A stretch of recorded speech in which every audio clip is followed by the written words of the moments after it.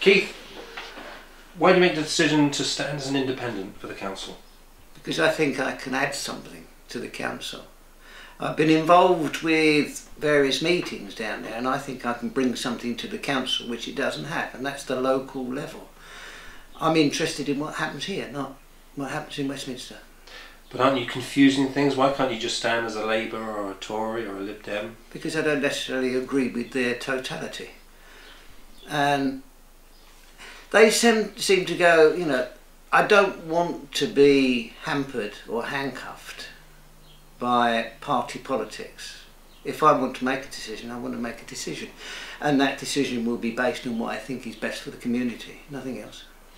And there are some big changes here, or proposed changes, or question marks, aren't there? Could you take us through some of them?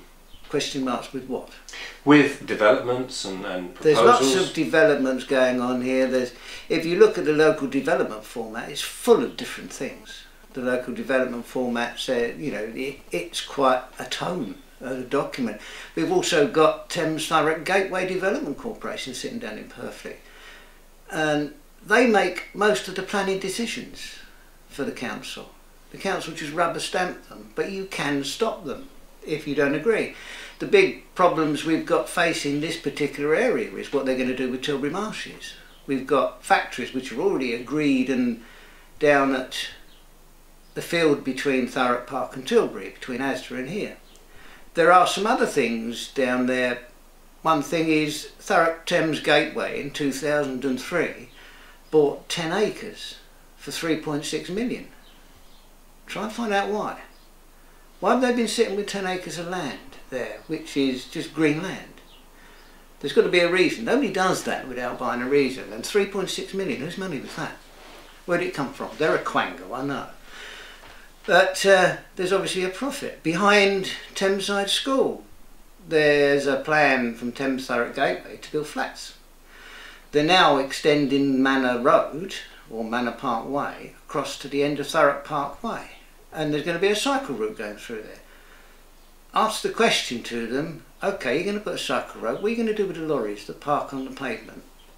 And they won't answer, because they've obviously got plans to put the lorries somewhere else. They said that they wanted a lorry park the other side of the A1089.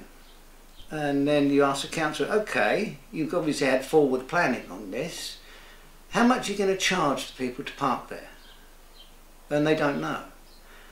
And then you say to them, the reason they don't park in the lorry park, because there's plenty of lorry parks around the place, is because they don't want to pay the money. Because if you're going to charge them 10 or 15 quid a night and try and make a profit out of it, you're never going to do it, because they won't park there.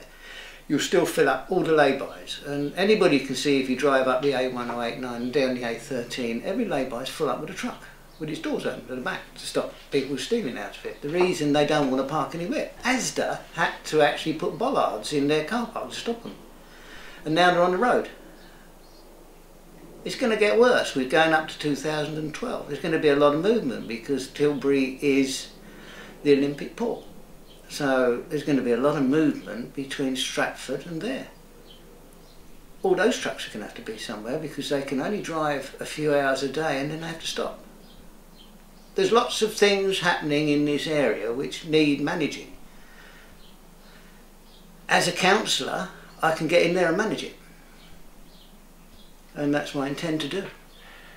Have you been out on the street here? Have you got what's the soundings you're getting? The people round here feel that they've been let down because, you know, we've had issues that we've had to fight ourselves. They've been let down by the councillors. I've spoken to one or two people in Tilbury and they seem to be a little bit apathetic and saying to themselves, I don't want to vote, because they've got no one to vote for. They've got no one to fight their case. You know, they tend to equate their councillors with Gordon Brown and other people in Westminster, which is not what it's all about. I spoke to other councillors who are standing independent down at the meeting I did at the council, and it's nice to see the flood of independent councillors, and I think they've got a really good chance because people want another choice. The other choice is someone who's interested in Thurrock, which is what I am.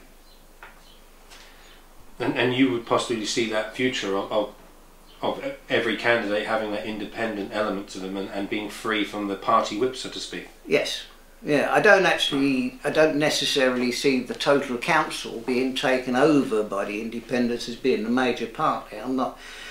Maybe forward thinking, it could happen sometime in the future if we prove as independent councillors, because there is a couple in there already, but if we get more and more, then we hold the casting vote, so you do become the kingmakers, because you can say yes or no, and it doesn't matter what people follow the party whip, because if there's enough people to stop them doing it, then they stop them doing it. And with enough people there, then you can get involved in the planning committee, you can get involved in the other committees, and you know, we can do things for the community. We need houses in the area, we need roads that haven't got holes in.